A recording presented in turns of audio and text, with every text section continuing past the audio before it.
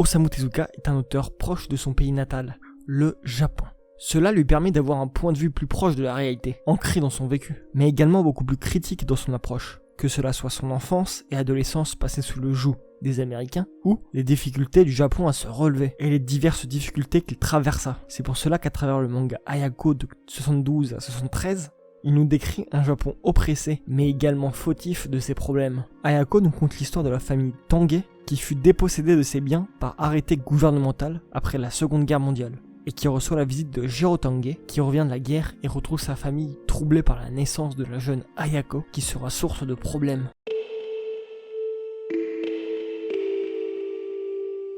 Le Japon a été envahi par les États-Unis après la Seconde Guerre mondiale, après avoir perdu la guerre. On ne le voit pas directement dans ce manga, mais on le ressent. On voit une séquence parfaite pour montrer cette occupation et le temps qui passe, car les Japonais ont des séquelles de cette époque, dans le récit et dans la vie. On nous montre l'Américain comme lointain au récit, mais pourtant il est comme omniprésent. Son aura menace les personnages constamment. Les USA détruisent les mœurs locales et en même temps s'emparent des terres japonaises à leur profit, ce qui met à la rue une centaine de milliers de Japonais, en plus de leur mettre la pression constamment. De plus, politiquement, ils s'entêtent à chercher des communistes, ce qui rend paranoïaques les Japonais entre eux. Ce qui représente le mieux cette relation est le personnage de Jiro, qui coopère avec les Américains pour, dans un premier temps, survivre, et dans un futur, profiter de cette situation pour se faire de l'argent et devenir un malfrat avec de la puissance. Il représente ce Japon coopérant.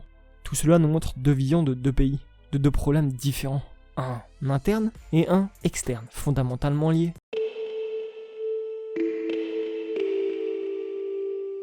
Le Japon est tiraillé dans ce récit entre un Japon vieillissant, en crise, perdant, avec des remords, ce qui le pousse à réfréner les ardeurs d'un autre Japon jeune, qui rêve, mais qui se retrouve emprisonné à réparer les erreurs des aïeux. Le premier chapitre illustre parfaitement cela, car on y voit Jiro qui rentre chez lui après la guerre perdue, une guerre engendrée par l'ancien Japon, et donc ses propres erreurs, qui sont ici injustement incriminées aux jeunes soldats. Ils auraient préféré qu'ils meurent plutôt qu'ils reviennent, par honneur qu'ils n'ont plus. Quant aux soldats, ils retrouvent un pays à l'agonie, et une famille avec ses vieilles cultures, incestueuses et incapables, alors qu'eux-mêmes sont remplis de remords de leur récente défaite. La famille Tange est la représentation de ce Japon en pleine dégringolade, avec le vieux patriarche qui dirige, qui est plus haut que les autres, qui est tout le temps en conflit avec ses fils, mais son ancienneté, son expérience, le rend plus puissant, quasiment royal, comme l'empereur du Japon. D'ailleurs, le rapport d'échelle nous montre bien la position de chaque membre de cette famille, et comme il est plus puissant que les autres, de par ses biens et ce qu'il peut donner en héritage, il se permet de manipuler cette maison et de trahir s'il en a envie. Sa principale victime, qui veut aussi son pouvoir, est son premier fils Tange,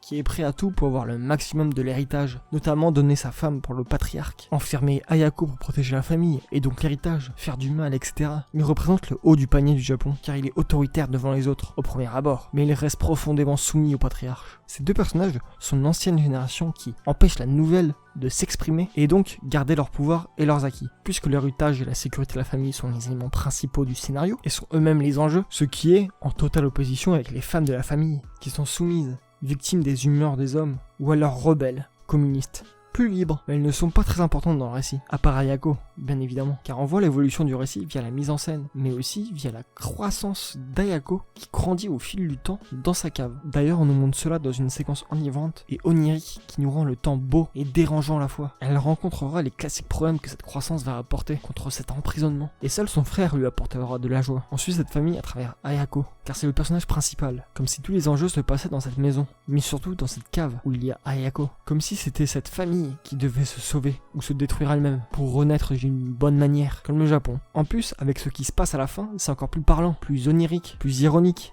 Et on y voit toute la critique de Tezuka sur le Japon. On nous montre le conflit interne du Japon via cette famille, une métaphore intimiste qui permet d'être plus large au fil du récit.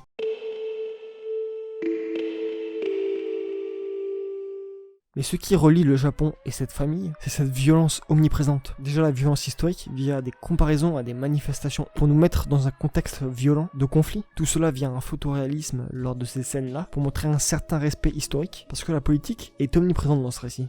Réelle comme fictive, même de loin, avec la mafia et les pays étrangers qui font leurs affaires de loin. Les quelques assassinats ou agressions nous sont représentés via une ou plusieurs cases, et même sans vraiment le voir. L'efficacité avant tout, tellement que les cases peuvent se déformé sous le choc, l'aberration. Ou alors on peut avoir un plan fixe sur des pages entières. L'action se déroule naturellement tout en ayant une froideur de ce plan statique, très ressemblant au théâtre, ou en un cadre où beaucoup de choses se passent. Cette mise en scène ressemble également à celle de Hitchcock, plan rapproché, réaction théâtrale à des révélations et situations dramatiques et intestinales qui rendent le manga beaucoup plus dramatique. Notamment qu'il y a un jeu d'ombre et d'ancrage qui nous fait ressentir la noirceur des scènes, ainsi que leur faible luminosité. La violence parcourt ce récit, comme si c'était anodin, naturel, comme si rien ne pouvait altérer cela.